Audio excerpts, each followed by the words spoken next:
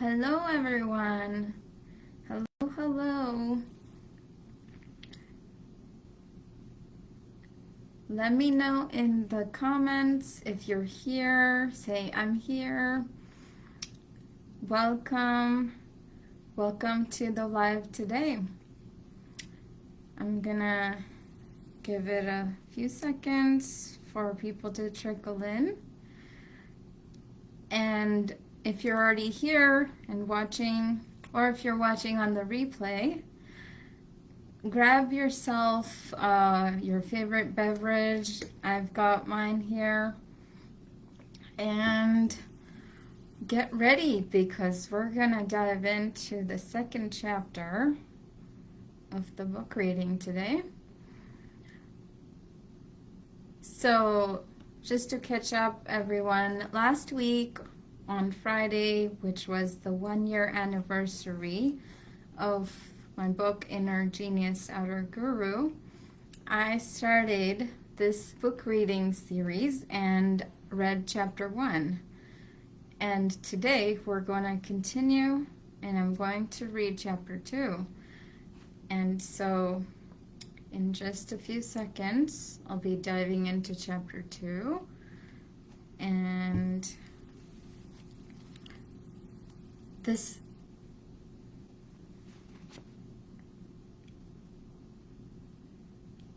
if you're here, let me know in the comments. If you're watching live, let me know by typing in I'm here. Hello, Krista. Great to see you. Let me know where you're joining from. Where in the world are you connecting from today? And if you're joining or watching on a replay today, just type in the chat where in the world you're joining from. Ivory Rose, nice to see you. Great to see you. Greenville, South Carolina, great. Awesome. So chapter 2 of the book that we're going to dive into today is one of the most powerful chapters of the book. Ivory Rose from National City. Awesome. Welcome. Welcome. So chapter 2 is one of the most powerful chapters in the book. And so fasten your seatbelts and let's go. We're starting the ride. If you already have a copy of the book with you, you can read along with me. So let's open to chapter 2, and I'm going to start now. A true story of discovery. Why you can be who you wish to be. In my early childhood, growing up as an innocent and malleable child, I was protected and cared for. Naturally, I thought that the world was a good place and that everything the people around me said and did was right. I believed that everything I saw and was told as a young girl was the correct thing to do, and that I would always be safe and protected in this way. I believed that this was the only way to live life. Then, in my adolescent and early adulthood years, my life took unexpected turns. I discovered through rude awakenings that not everything that the crowd did was right or worth following. I realized that not everything I grew up believing was what works in the real world. I felt deceived, like I had been betrayed. I was dejected and heartbroken, as I felt lost and suddenly very alone in my quest. I started looking for what was true, or if there was such a thing as the truth after all. Since I hadn't found the truth yet, I couldn't help but conclude that the world was full of deceptions and was not such a good place after all. I started believing that the world was unfriendly and dangerous, and I had to be cautious every step of the way to keep myself safe and not get hurt. My life got lonely in the midst of the parties and all the people around. I felt like I didn't belong anywhere, and that perhaps I should just hide from the world and not show how lonely I felt within. Let me know in the comments. Just put an emoji and let me know if you have felt that way at any point in your life. And I'm going to keep reading. At a point in my early 20s, the loneliness got too overwhelming and unbearable for me. I knew there was something more to the story of my life because as a child, I had always believed in fairy tales, magic, and mysteries. Yes, Irie Rose and Krista, I see your emojis. Yeah, we have been there and felt that. I knew there was something more to the story of my life because as a child, I had always believed in fairy tales, magic, and mysteries. I had always been fascinated by love stories, how they always had a happy ending and a happily ever after. I wanted mine. So I went on a search, a quest for the truth. This time, I started looking for my truth in the world and what resonated with me. I looked for what spoke to my heart. I was only interested in the songs that sang to the tune of my wishes and desires, the beauty that made my eyes dance with joy, and the wisdom that rang true to me. The story of my resignation. In May 2011, I graduated with a degree in industrial and systems engineering from a top engineering program in the United States. Thereafter, I worked in the corporate world for 3.5 years through a leadership and technical development program at Caterpillar Inc., and I gained valuable professional experience during this time. On a sunny San Diego day in November of 2014, with unprecedented anticipation and nervous exhilaration, I confidently walked into my boss's office with a hard copy of my resignation letter. Not only was I resigning from being an engineer, I was also resigning from being an employee. I knew I wanted to go from being an employee to being an employer. The work environment at my job had started to feel like a golden cage to me. I craved freedom in my lifestyle and wanted to design my life on my terms. I felt like I had a purpose to fill in my life, even though I did not know exactly what the purpose was at that time. I knew that I wanted to create high-quality job opportunities for others through a business of my own from there on forward. Let me know in the comments if you, growing up as a child, believed in fairy tales and magic. Just type in magic in the chat. And if you believe and crave for freedom in your lifestyle, if that calls to you, like it did for me. That's exactly what I want to do for those around me. Irie Rose says, perfect, you're in the right place. Thank you for sharing. Krista says, magic, absolutely. Yes. Let's continue. So I resigned from my job. I still remember that day vividly to this moment. And after that, I gave up my car at the time to downsize by working from home.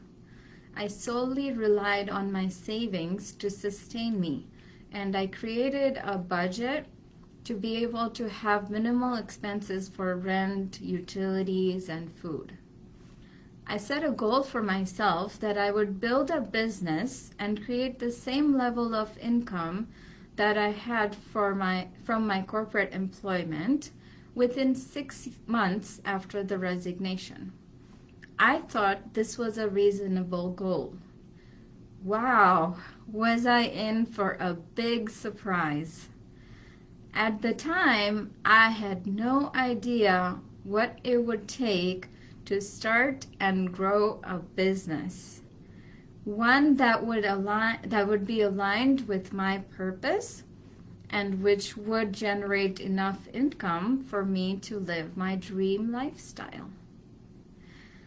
I invested my savings in several training and coaching programs, workshops, books, etc. to learn, and ended up doing my own practical MBA from the School of Hard Knocks over the next 2 to 3 years. I started a private label physical products business, a digital products business, an affiliate marketing business, and learned about real estate, etc.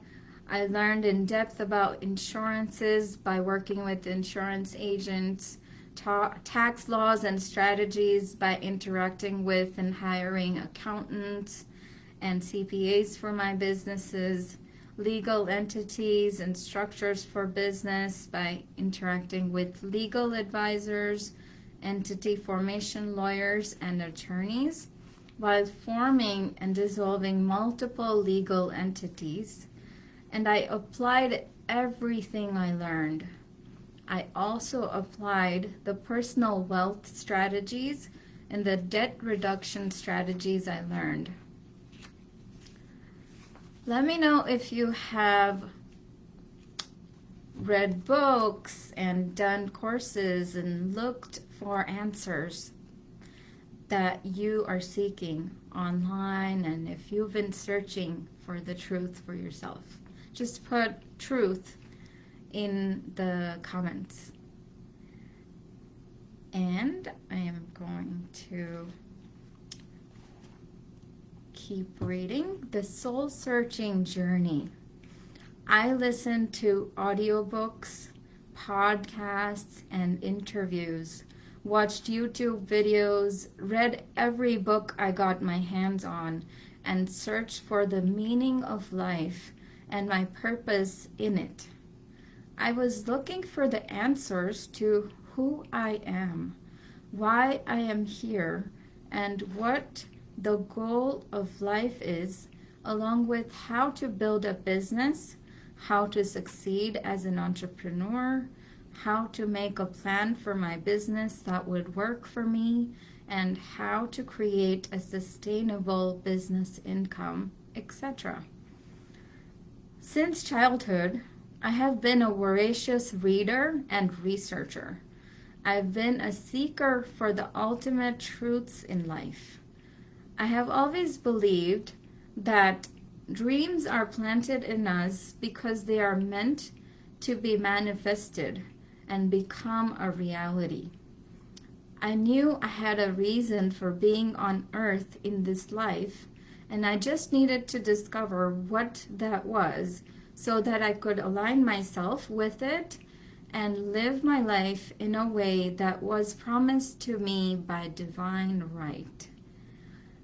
I understand how it feels when you have not identified your true path and mission in life yet. because I have been there. At the time, I felt completely lost and had a million questions in my mind about what I was meant to be doing with my life. I had a burning desire to find my answers and live my life in a way that was aligned with my truest purpose. So if you relate with any of that, put in the comments the word truth, and we'll keep moving forward. The fear of running out of savings.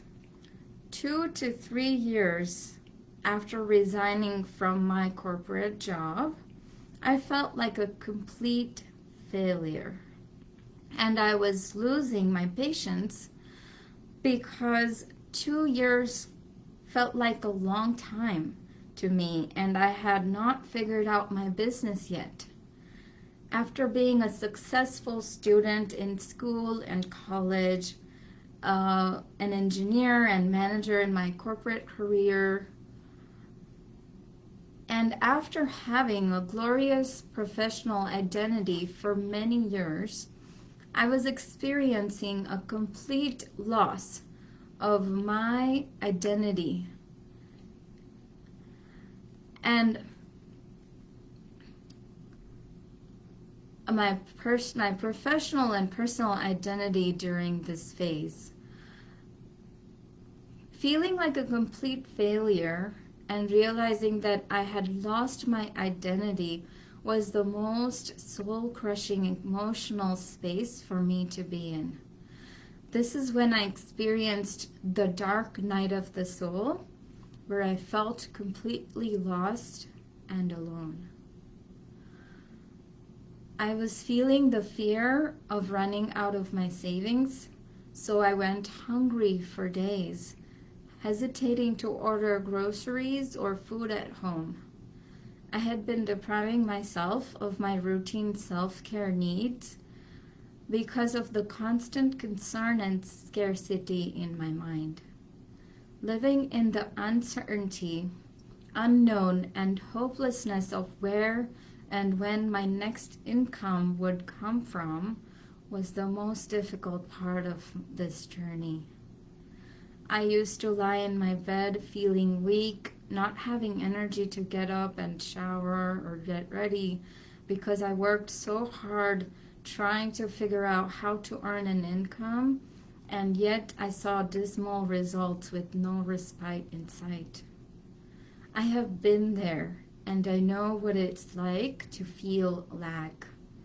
I felt shame, guilt, emotional pain, disrespect, and more. My absolute nightmares were the constant questions from my grandfather, who has been my biggest role model, about what I was doing, and the nagging questions from other people. So what do you do, Avadhi? I had no answer to those questions. So I withdrew myself from all social interactions and lived in my own cocoon. However, I could not hide from myself, and the questions remained in my mind. I had to find the answers to them for my own peace of mind. I've been there and have risen from the ashes as the phoenix does. In the next chapters of this book, I walk you through everything I've learned in a succinct and digestible manner, so no matter where you are in your journey, you too can rise from the ashes like I did. At the time, and I see Krista said in the comments, truth. Yes, if you've been on the quest for truth and finding what is your path in life and being an entrepreneur, you can relate to this. At the time, I was consuming all sorts of content, and one day I came across a DVD which had some interviews of self-made millionaires and billionaires by T. Harv Eker. In one of the interviews, a billionaire said that it could easily take 10 years for an entrepreneur to be truly successful. Here I was thinking that I was a failure because I had put in 2 long years into my entrepreneurial journey. And this billionaire was saying that 10 years was not such a long time when it came to being successful in business.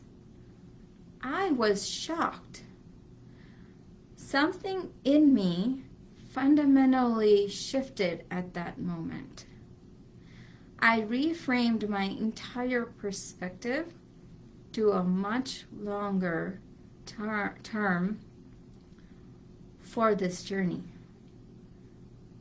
The billionaire in the interview said that if an entrepreneur is willing to commit at least 10 years to this journey, then he or she should keep going. If not, it would be better to just quit and go get a job. Listening to the self-made millionaires and billionaires share their stories of failures, struggles, and how they overcame it all was therapeutic for me that day. I thought that if these people could go through long periods of failures and still be successful, so could I. Most people only share stories of their successes.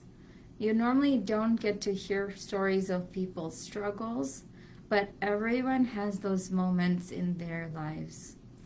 It's very helpful when people are vulnerable enough to share not only their successes, but also their failures. Hearing the stories of other people's struggles as an example of what a human being is capable of overcoming can be inspiring. The realization that I matter and so do you. If you have your favorite beverage with you, take a sip and just let me know in the comments if you're taking a sip, and refocusing here as I continue to read the next section.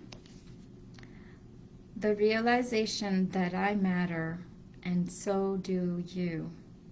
Through the experiences of my soul-searching journey, I realized that I matter.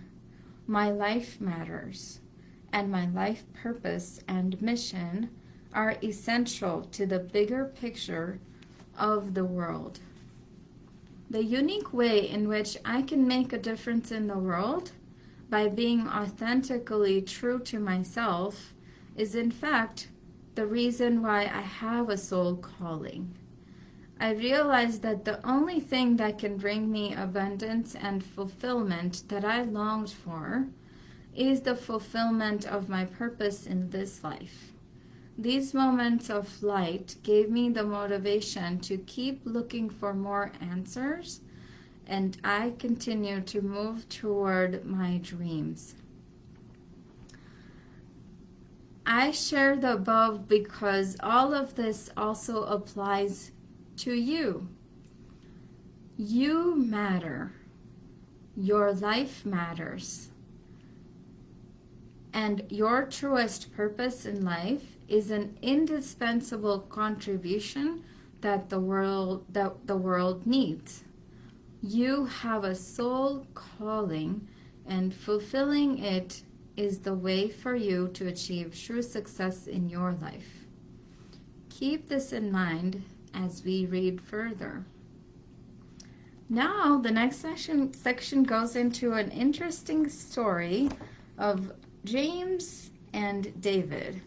And before I read that part, let me know in the comments, what is the one thing that has resonated with you the most so far? It can be in one word or one sentence. And if you're watching on the replay, just put in the comments, what have you resonated with the most in the chapter 2 reading so far? Krista, glad you're getting a beverage. And I'm going to take a sip as well.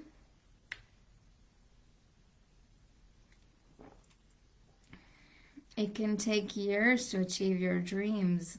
Don't give up. Great, amazing insight, Krista. Thank you for sharing. That is true.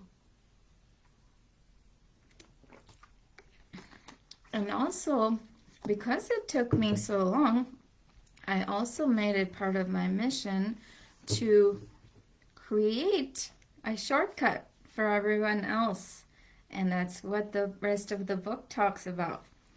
How you don't have to go through all the struggles and all of those years of trials and errors that I did. Because now we have a shortcut for you. And so with that, I'm going to keep reading the next section.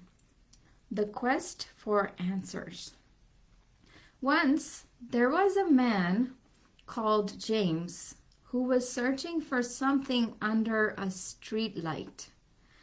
Another man, David, spotted James in the middle of the night at the street light. David went over to James and asked him what he was searching for. James said he has lost his keys and was trying to look for them. David felt bad for James and offered to help him look for the keys. Both of them looked everywhere under the street light, up and down the side of the road, but the keys were nowhere to be found. At last, tired and exhausted, David asked James, "Where exactly did you drop the keys? Perhaps we have been looking for them in the wrong place?" It was at that point that James said to David, "I lost them inside of my house back over there," pointing to his house on the other side of the street. Flabbergasted, David asked James, why in the world was he looking for the keys down here under the street light when he lost them in the house? David wondered if James had dropped the keys inside his house, why not look for them over there? James answered that the power had gone out in his house. Since it was very dark in his house and he could not see anything, he came outside to look for the keys under the street light where it was bright and he could see what he was looking at. People tend to do the same in their lives as James did. They may have lost the keys to their inner fulfillment, their happiness, and success somewhere within their inner house. However, since it's dark in the house and they could not see anything there, they went outside and started looking for the keys under a random street light instead. People, of course, do not realize that this is what they are doing. What are the odds of James finding his keys under the streetlight outside of his house? Let me know in the comments. What do you think? How likely is it that he would find them away from where he originally dropped them? What are the odds of you finding the keys to your happiness and success outside of you? 0%, Krista says. Yes, when the keys were lost within you, perhaps somewhere in the dark shadows of your inner house, does it really make sense to look for them outside of you? And yet, that's what I was doing back in the days. The true definition of guru. In Sanskrit language, the syllable gu means darkness and ignorance. The syllable ru means the one who dispels and removes it. Hence, a guru is defined as one who removes the darkness of ignorance from a seeker's life and illuminates their way with the light of knowledge and wisdom. Guru is a Sanskrit term for a mentor, guide, expert, or master. In ancient Indian cultures, a guru is more than a teacher. Traditionally, the guru is a reverential figure to the disciple or student. The guru serves as a counselor who helps mold values, shares experiential knowledge as much as literal knowledge, is an exemplar in life, and provides inspiration for the spiritual evolution of a student. A guru is also a spiritual guide who helps the seeker discover the same potentialities that the guru has already realized. A guru-shishya tradition in ancient India goes way beyond a teacher-student relationship. It is much deeper because the shishya is more of a disciple rather than a student. The significance of a guru in a seeker's life is paramount. In ancient India, when a seeker was ready to learn and grow into a greater version of themselves, the first step they would be advised to take was to look for an experienced mentor, also known as a guru, whom they could choose as their trusted guide. It is also said that when a seeker is ready to learn, their guru appears. For ancient Indian scriptures, the advice for a seeker is to learn the truth by approaching a spiritual master. Inquire with reverence and render service. Such an enlightened being can impart knowledge unto you because they have seen the truth. The relationship between a seeker and their chosen guru is considered divine. A seeker's relationship with their guru is based on trust, respect, and surrenderfulness. In order for a seeker to be optimally receptive toward the knowledge and wisdom being shared with them, they need to be open-minded and place their trust in their chosen guru. This also makes the seeker humble, which is important because humility is a vital quality for a seeker to cultivate so they can have a long-term success in their life. The seeker ideally must come from a place of surrender in order to be able to learn all that the guru can guide them through. In modern and perhaps more relatable terms, it can also be said that having a guru is similar to having a coach and a mentor, and the seeker needs to remain coachable in order to have breakthroughs and make progress toward their goals. A guru helps the disciple, especially when the disciple makes a mistake, because at the time he or she is overcome by delusion and therefore needs help more than at any other times.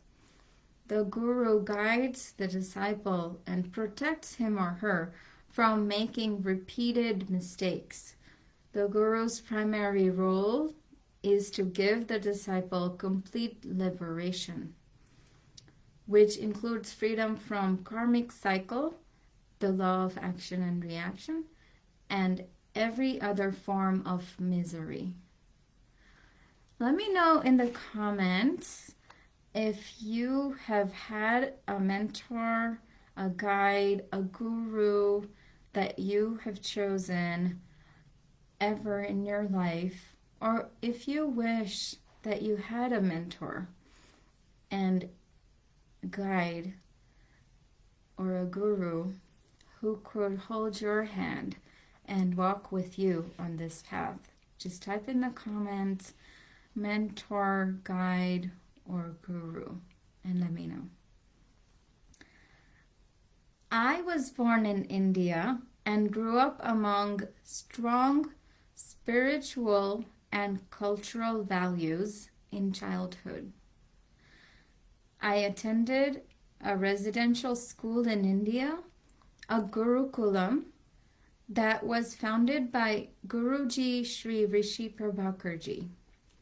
This specially designed school was operated by Guruji's trained team of teachers who provided an environment of holistic education interwoven with spiritual practices.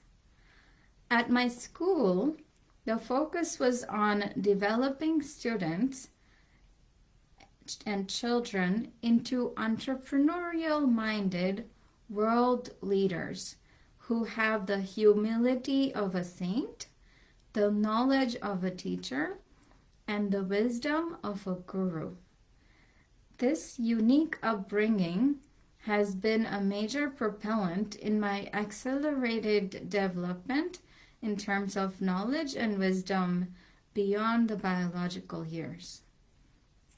During my entrepreneurial journey, I chose to hire help from coaches, and each coach I reached out to became my guru, who mentored me toward my spiritual growth and financial success.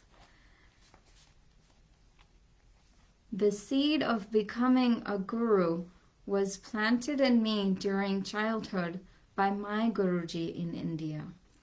The seed grew into a sapling, and it was watered and cared for by my mentors and coaches until it was nurtured into a fully grown tree of wisdom.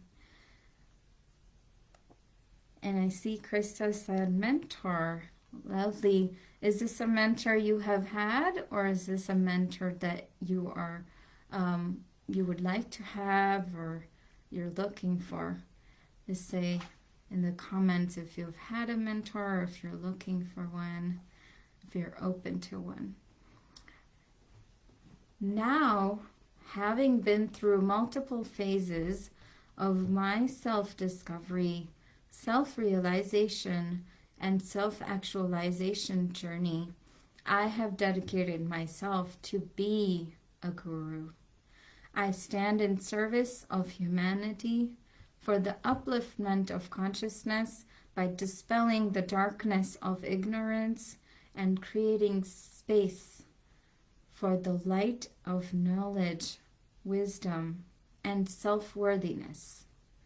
Making this choice to serve my divinely ordained role as a guru, uniquely positioned for empowering heart-centered entrepreneurs of our world, has been the most rewarding as well as the most vulnerable step for me. I am a guru. I am a natural teacher and easily connect with people to lead them with compassion. I am ruthlessly compassionate because I care so deeply and am naturally empathic. I am willing to stand for my clients' greatness, even when it means cutting through their excuses and resistance to change with ruthless compassion. I work with my clients to courageously break down their barriers and limitations in order to empower them to reconnect with their true magnificence. And Krista says, when I had in the past. Awesome. It is wonderful to hear that. You may be able to relate to the next section. Ideal way to consistently choose growth over struggle. Through trials and errors, I have realized that living the life of my dreams doesn't require working long, tiring hours which cause burnout. If I create healthy boundaries in my schedule and in my relationships and seek appropriate mentorship for each stage of my journey towards the next level of growth, I can achieve any level of success I desire. I have also realized that I can either choose struggle or growth in this journey, and the choice is always mine. The same applies to you. You can consistently choose growth over struggle by having an experienced guide support you in your journey. The best way to do this is to have a live guru whom you can trust. Look for someone who can not only provide resources, knowledge, and share wisdom, but also hold you accountable. A live guru can answer your questions in real time to provide insights which will help you overcome any fears you may have, so you can keep your upward momentum going in your business and in life. Overcoming imposter syndrome. Before I go on to the next section, and then we're coming to the close of chapter 2, almost towards the end of chapter 2, but tell me in the comments, what is one more insight that you have gained from the last few sections of the chapter so far? What is one insight that you've gained for yourself in the comments?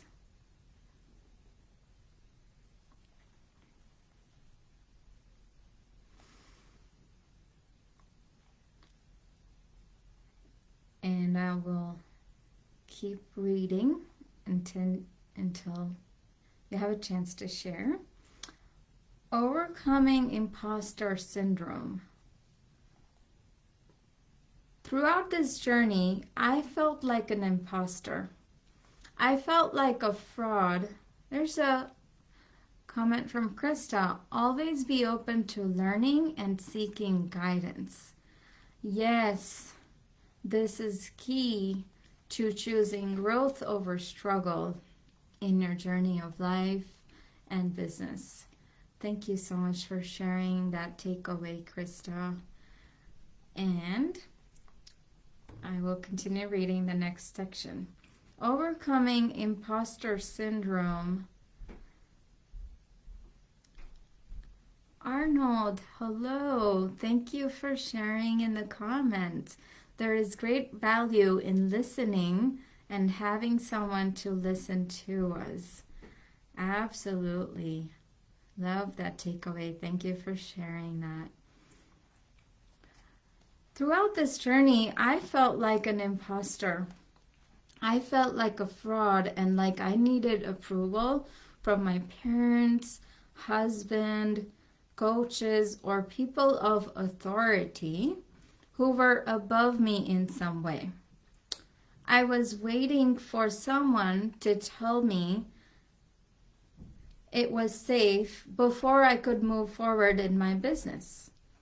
I had to learn that life isn't the same as school, where you have a teacher who checks your answers and gives you a grade. I realized that life is a journey where I am the master of my destiny and I have the incredible power to choose exactly who I want to be. I can design my life in a way that I truly want it to look like. I can take risks, engage with circumstances to learn from them, and share my wisdom with the world because that's what I'm called to do. This is exactly what living life fully looks like. I realized that I get to say how my life goes. I get to say who I am in the world and declare it courageously. I get to create and give my creations the stamp of approval so they can go out into the world and serve a worthwhile purpose of their own. Just like this book is one of the creations. You, my dear, get to do the same for your life. And then I have a quote here at the end of this section, and the quote goes like this: hindsight is always 20/20. That this is the nature of our fluid reality. So be loving and forgiving to yourself in the present. Learn from the past to create a prosperous future. Becoming the master of my destiny. Based on my realizations, I created the brand Avadhi Guru, through which I help entrepreneurs realize their why or their true purpose for being in business. I help business owners who feel stuck reclaim the power in their businesses so they can grow more prosperous, make a bigger impact, and create a life of true freedom. As a business coach, I combine two things that may not typically go together: business and spirituality. I bring a whole-brained approach to coaching. From my engineering background, I draw the left-brain experience of organizing systems and taking practical and effective steps in a logical manner. From my creative and spiritual experiences, I draw the right-brained approach of subconscious reprogramming to create spiritual alignment and inner clarity. As a spiritual business coach, I help entrepreneurs and business leaders reconnect with their magnificence. My clients range from brand new entrepreneurs to leaders of multi-million-dollar international businesses, and by working with me, they have created beautiful transformations in their businesses and lives. Today, my natural intuition has become an invaluable asset that I use to help other entrepreneurs succeed. All of my prior experiences allow me to speak from a place of wisdom. I value generosity, integrity, ruthless compassion, fun, and joy in my personal and professional life. I'm continuing to grow my commitment, impact, and thought leadership in the world today. One of those moments is this right here, sharing the book with you. Then we have a quote. The quote goes like this: patience is a virtue. Infinite patience is the foundation for manifesting miracles in life. And with that, we're going into the final section of chapter 2. Almost the end. My biggest advice to you. My biggest advice to you is to trust your gut on everything it whispers to you. Your intuition will never lead you astray. It will always guide you to your highest human potential and greatest destiny. Question everything that has not come to you from your intuition. There is no need to distrust, however. Always question with curiosity and look for the deeper meaning in the source of what you have taken at face value so far. Everything in life has wisdom inherently within it. You will find it if you only look for it deeply enough. Seek the truth. Absorb the wisdom that is in every moment of life as it is happening. And don't settle until you reach the ultimate truth. Your experience of life will become extraordinarily rich and divine through this practice. According to ancient Indian philosophy, moksha can be understood as enlightenment. It is simply the liberation of the soul from bondage, limitations, constraints, scarcity, anything that can hold it back from its true nature, which is divine.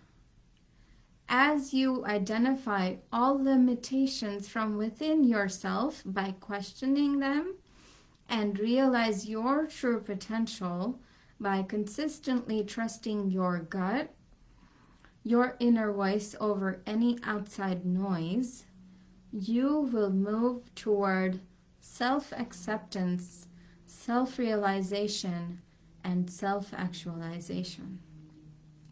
It is through your life's journey and your entrepreneurial journey that you can attain enlightenment, also called moksha, the liberation of your soul.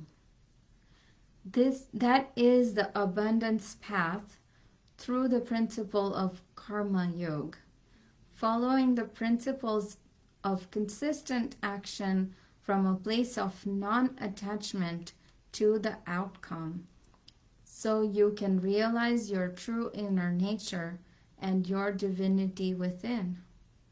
May you achieve your ultimate truth and live the abundance and fulfillment you've been promised along the way. And that concludes chapter 2 of the book Inner Genius, Outer Guru. And so as we conclude the chapter here, let me know in the comments what was the most profound insight that you're taking away from that last part of the chapter 2 today. And feel free to put in the comments if you have any questions that are coming up at this time, and I'll be happy to answer the questions. But if you would like to share a key takeaway or the profound insight that you're taking away with you today from your time here, I'd love to see it in the comments. I'm gonna take a sip here.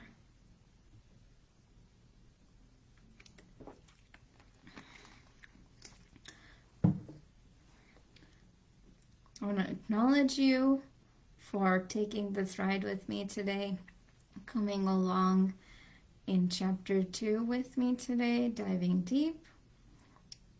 And I'll give it a few more seconds. Yes, there's a comment from Krista. Becoming the master of my destiny and moksha. Yes, very powerful. Love that.